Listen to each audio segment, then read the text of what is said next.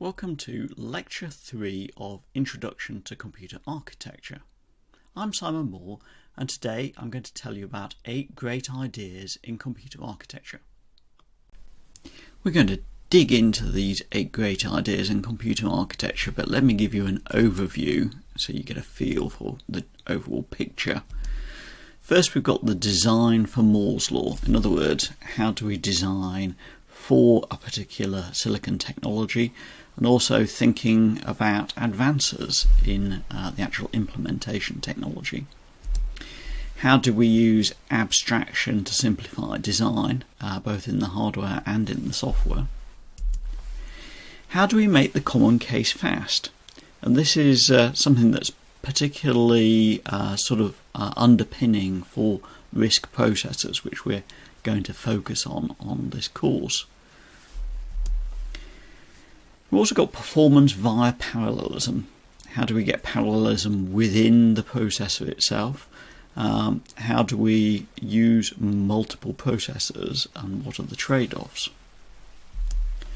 We have performance via pipelining. So pipelining we will do in a lot more detail in later lectures, but the basic idea is to effectively form a production line for executing instructions within a processor in order to improve the rate at which we execute instructions. We've got performance via prediction. So prediction might be predicting the direction of branches before we know for certain. It might be predicting what memory locations we're going to use next, which actually ties in nicely with a hierarchy of memories. So I mentioned in a previous lecture that we tend to have to work with a hierarchy of memories. So we've got small, fast memories close to the processor, and much larger, but inevitably slower memories further away from the processor. And finally, we've got dependency via redundancy. At the end of the day, we want our digital systems to be nice and deterministic and reliable, and we have to design specifically for that. Let's look at designing for Moore's law. So traditionally this meant designing with the assumption that every new generation would improve performance. And so, for example, Intel developed what they refer to as a tick-tock model. So in the tick phase, they've got a new processor design, but they target an existing well-tested silicon node. Okay, so they're gaining performance through architectural improvements. And then in the tock phase, they will take the existing processor from the tick phase, make some tweaks, but they're usually fairly minor, and then transform it to work on the next generation of silicon technology. And so then you get the performance gain through the silicon improvement. And the reason why they did this, particularly in this, in the 1990s and early 2000s, were to basically de-risk things. Things were moving forward very rapidly with the silicon technology, and you didn't want to be debugging a new silicon technology with a completely new processor design. So this tick-tock model worked quite nicely to de-risk things. The other thing to note is, even though they had this tick-tock model, there would often be more than one team working on this process. Because if you want to produce a new processor, say every 18 months, and I'm afraid it takes of the order of 4 or 5 years to design a new processor, you actually need to have more than one design team working on different generations of processor technology. Today, as we've seen, there's a slowdown in improvements from the manufacturing process, and so there's greater focus on architectural improvements and how to use the large number of transistors that we have in a very power efficient manner without being reliant on significant silicon performance improvements. Let's now turn to looking at abstraction. In particular, let's look at abstraction for programming languages. So Of course, we use high-level programming languages. I mean, this seems obvious to us now, but I mean, in the very early days of processors, where they really wanted to eke out all the performance they could, they would do a huge amount of hand-optimized assembler to try and eke out as much performance as possible. These days, of course, we want really good productivity, and we use high-level programming languages, and even languages like C, which are not particularly high-level, still give us big productivity boosts. So we've got an example of a bit of C code on the right. We would feed that through a compiler, and the compiler would turn that into the assembler, and the assembler gets converted into a binary representation of each instruction that the processor will then execute. Of course, the compiler could actually go directly to the assembler if needed. So it could go directly to the binary machine code if needed.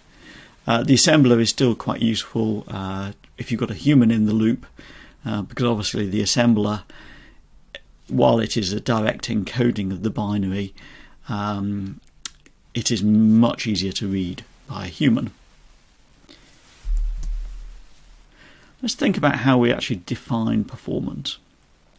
So here's an example actually from the Patterson and Hennessy book, and here they've got some examples of different aeroplanes. So we've got something, like the Boeing 777, which has quite a high passenger capacity, an older 747 with an even bigger passenger capacity, and then something like the Anglo-French Concorde, which had a low seating capacity. However, you'll see for the cruising speed, Concorde is by far the fastest of all of them. They've got different ranges, and it's a case of, well, what do you care about? What is the performance of these aircraft? Maybe you do care about passengers times miles per hour. Well, maybe. Is that relevant? So it really often depends on what the application is. So different applications have different requirements, and the same is true for processors.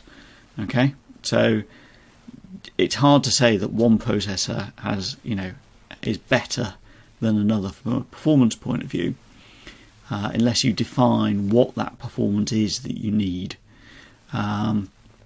Often, though, people do refer to speed of execution as the performance of the processor, and energy consumption as power.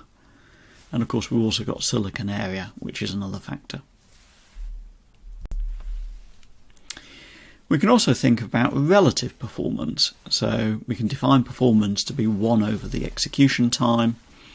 And if we want to say that the performance of X is n times faster than Y, then we can just divide performance of X divided by performance of Y, and that's sort of the reciprocal of execution time. So it will be the execution time of Y divided by the execution time of X, gives our relative performance factor n. And there's a simple example just here. So we've got if a program takes 10 seconds to run on processor A and 15 on processor B, then we say that A is obviously 1.5 times faster than B. How do we measure execution time? Obviously, we can measure elapsed time, so total response time, including all aspects. So the processing of the application, input-output I/O, operating system overhead, and our idle time. But this really determines the entire system performance, which is sometimes what we want, but sometimes it isn't. Sometimes we want the CPU time. So, in other words, the central processing unit time, or the time spent actually running the job on the core. So it's the time spent processing the actual job or the application, and it discounts the I/O time and other applications that might be scheduled on the core. It comprises the user CPU time and also the system CPU time. And different programs are affected differently by CPU time and overall system performance. So the CPU time is given by the CPU clock cycles, in other words, the number of clock cycles to complete a task, multiplied by the clock period, or in other words, the CPU clock cycles divided by the clock frequency. So obviously we can improve performance by reducing the number of clock cycles or reducing the clock period, i.e. increasing the clock frequency. The hardware designer must often trade off clock frequency against cycle count, however. Now let's look at instruction count and CPI, that's cycles per instruction. The number of clock cycles to complete a task is equal to the instruction count multiplied by the cycles per instruction on average. The CPU time is therefore the instruction count multiplied by the CPI on average multiplied by the clock cycle time, or in other words, the instruction count multiplied by CPI divided by clock period. The instruction count for a program is determined by the program itself, the actual algorithm, also the instruction set architecture, and also how good the compiler is and what optimizations are being used. The average cycles per instruction are determined by the processor hardware, and if different instructions have a different CPI, then it's determined also by the actual instruction mix. So, for example, floating point instructions might take a lot longer than integer operations. So if you've got a piece of code with a lot of floating point in it, it's going to have a different CPI from something that is integer only. Here is a cycles per instruction example. So we've got computer A who has a cycle time of 250 picosecond. In other words, it's running at 4 gigahertz.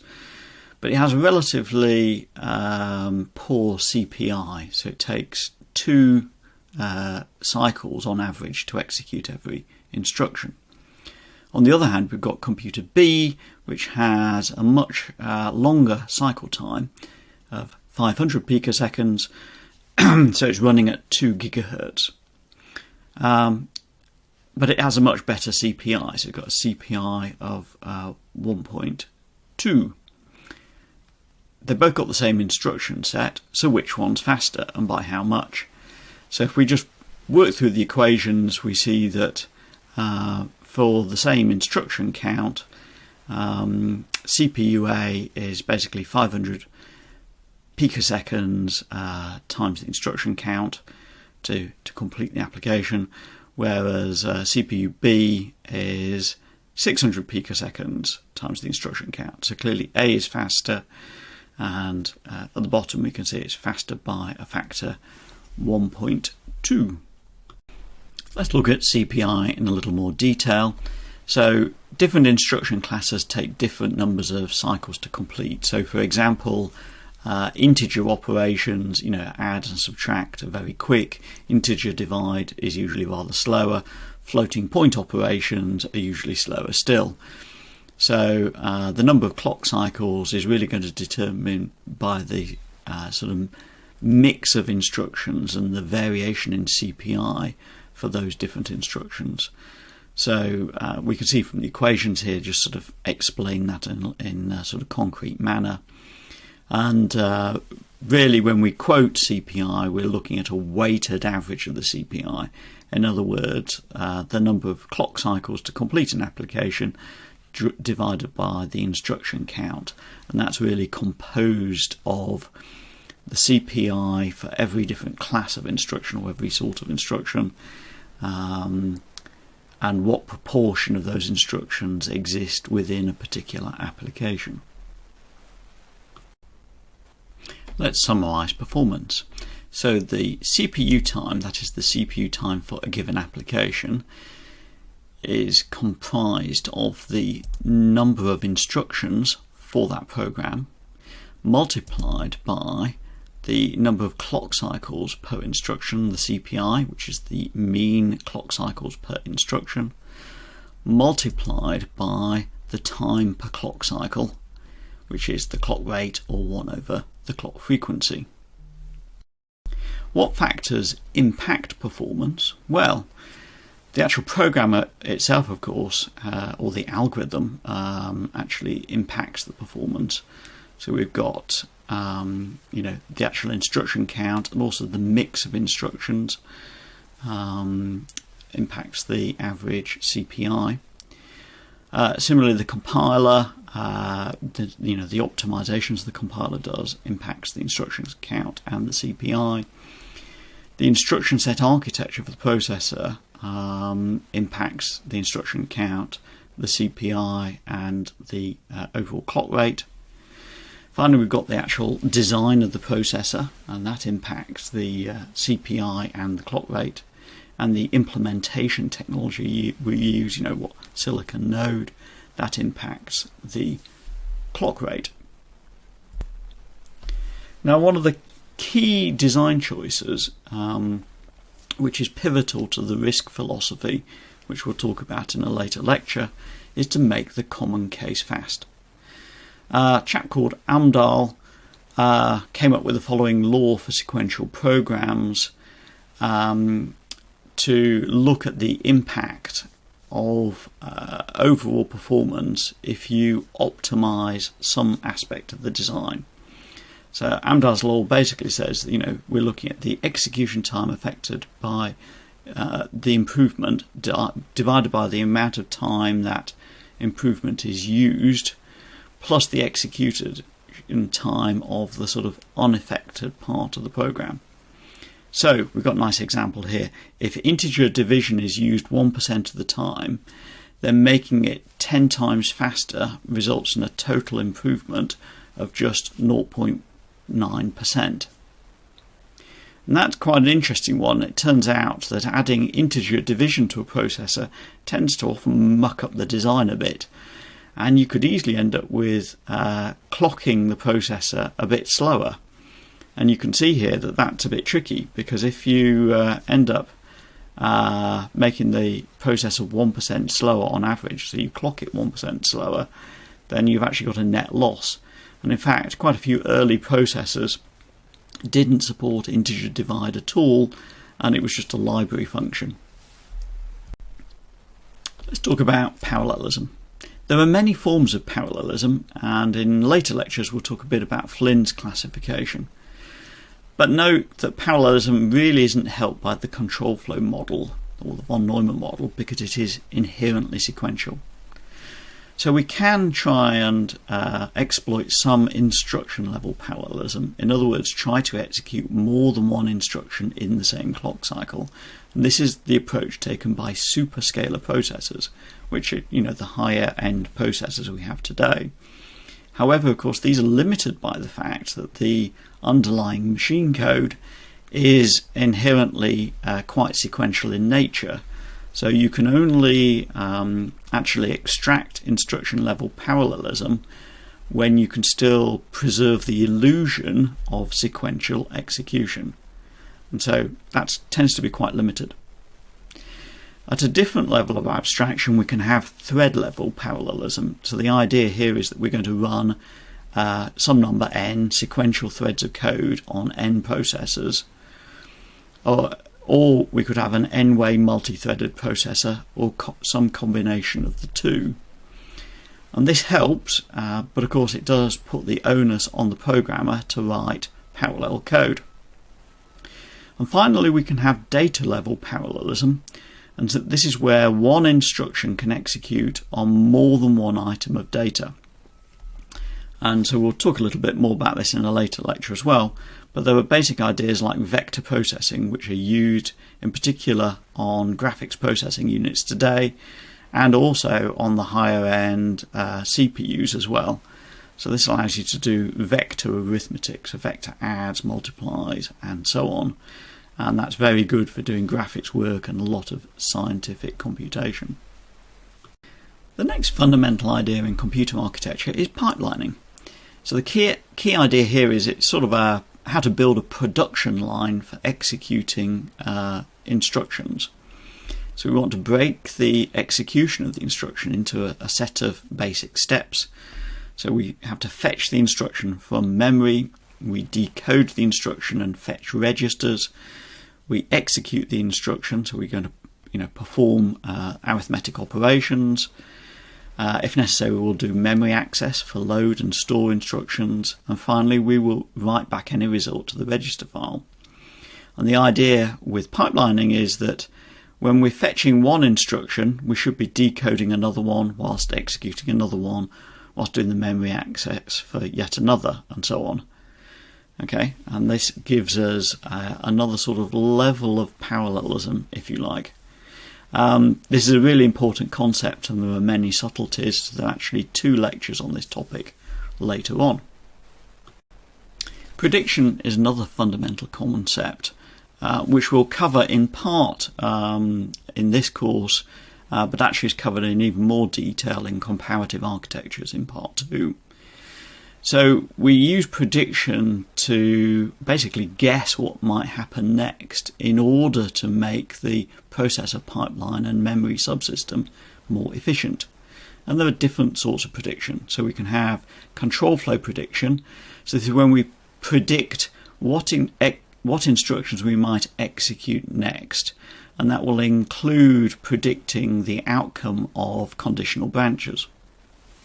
We can also do data value prediction, which may sound a bit odd at first, but easier predictions include predicting that, some value, say held in a register, will not change, or that, for example, 2 different pointers don't end up aliasing to the same address.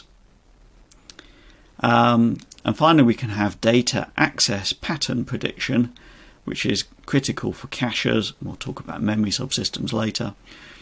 So here we want to ensure that the data needed by the processor is close to the processor for low latency access. And we tend to exploit both temporal and spatial statistical properties of data access, or spot stride patterns. So this is where you read through memory at sort of fixed offsets, which some algorithms do. And using these predictions, we can try and sort of prefetch data that might be held in slower memory to make sure that it's available in fast memory before the processor gets to it. And this then speeds up execution. Leading on nicely from data access pattern prediction, we have the concept of having a hierarchy of memories. So the motivation is that the speed of light is simply too slow, the propagation of electrical signals on chip is even slower, and so, for example, for a 5 GHz processor, in one clock cycle, the light in a vacuum only travels 60 millimeters, and electric signals on chip less than 20 millimeters. Accessing external DRAM chips can take, hundreds of clock cycles, and we are forced to have a hierarchy of memories with the aim of having the one close to the processor holding the working set, and that's then very quickly accessible, so low latency access, and then larger memories further away from the processor holding the bulk of the data. And there will be a lecture on this specifically covering memory hierarchies and the prediction and statistical properties we use to make them work efficiently. So our final fundamental concept in computer architecture is dependability via redundancy. There are some common forms of redundancy, like extra memory bits that are used to store error correcting codes to correct bit errors. These bit errors might arise due to faulty transistors in the memory, although those are normally detected at manufacture time and gotten rid of. But you can also get various forms of transient fault, for example, due to radiation that can flip bits. Bit error detection and correction is even more critical on magnetic hard disks, which tend to have a lot of bit errors. Also flash memories and other sort of solid state memory devices, where they make a trade-off between density and reliability. And because there are some really amazing error detecting and correcting codes, it turns out that it's quite good to have storage which has quite a few errors, but you can correct very well. although it is slightly scary to think that we are reliant on all this cunning maths to keep our data safe. So in fact, for magnetic disks, around 9% of the entire disk is used just for the error correcting codes. We can also add other layers of redundancy, and a good example of this is RAID disks, so a redundant array of inexpensive disks. And here we can have different sorts of RAID. We could have mirror RAID, where you put the data on two disks, and then when you read things back you check that the data is correct on both. And that also helps if one of the disks die. You can also spread the data across several disks and use cunning techniques to recover data if a disk dies or there are other errors. On very high-end mainframes, so this is probably not devices you tend to come across, but you can still buy very high reliability mainframes from people like IBM. They will actually apply RAID to DRAM, so you can have an entire DRAM module fail and the system will keep going, and you can even, the service engineer can even go in and replace memory whilst the machine is running, and it will keep going without any error. We can also do things to sort of mitigate where there might be errors. So for example, we can size transistors to reduce the impact of device variability on our silicon chips. So for example, we tend to use slightly larger transistors for arithmetic because that tends to make things run a bit faster, it makes it more reliable, and it avoids us having to add redundancy. And then we'll use minimum size transistors for all the memory elements and add error detecting and correcting codes. Obviously, for very high reliability systems, we tend to take even more extreme measures, and so this can include things like triple modular redundancy. So we might have three processors or even three complete separate computer systems executing the same code, or even three different sets of code written from the same spec by three different teams, and then there's basically a voting mechanism. And this is sometimes used on very high reliability control systems, from sort of aerospace to power systems. There are also software techniques which are really beyond the scope of this course, including things like MapReduce that's used a lot in cloud applications. I hope you've enjoyed looking at 8 great ideas in computer architecture. Let me summarise some of the key points. Firstly, processor design is a multi-factor optimization problem. There is no ideal processor. The operating environment, so power constraints, for example, and thermal constraints, and the characteristics of the software to be run are critical design parameters. So there is no ideal or perfect processor architecture, only compromises and domain-specific optimizations. This really rather old control flow model, or von Neumann model of processors, is a serious impediment to improvement, and yet the majority of software is written for such machines, and that's a real impediment to change. Sometimes we refer to the control flow model as the Turing tax, because obviously Alan Turing also looked at sequential computation, and this Turing tax of a general purpose machine is really very high. There are vast numbers of transistors used to store and move data within the system, and actually really very few, less than 1% of the transistors on a modern processor chip are actually used for computation. This is pretty crazy, really. And finally, I'd like to just remind you, that the available implementation technologies really bound our ambitions, but they also challenge our ingenuity. And that's one of the things I like about the subject, is that there's lots of scope to improve and to innovate. And with that, I'll draw the lecture to a close. Thank you.